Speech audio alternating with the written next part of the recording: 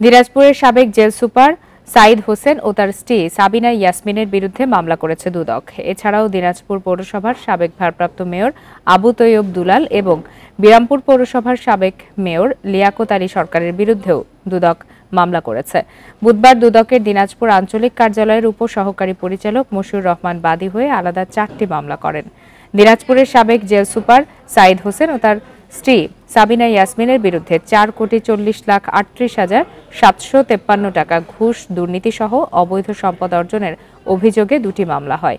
বিরামপুর পৌরসভার সাবেক মেয়র লিয়াকত আলী সরকারের বিরুদ্ধে হাট বাজার থেকে খাস আদায়ের নামে 4,13,10,580 টাকা আত্মসাৎ এবং টেন্ডারে অনিয়মের অভিযোগে মামলা হয়েছে। এছাড়া দিনাজপুর পৌরসভার সাবেক ভারপ্রাপ্ত মেয়র আবু তৈয়ব আলী দুলালের বিরুদ্ধে 13,40,305 টাকা জ্ঞাত আয় বহির্ভূত সম্পদ অর্জনের অভিযোগে মামলা হয়েছে।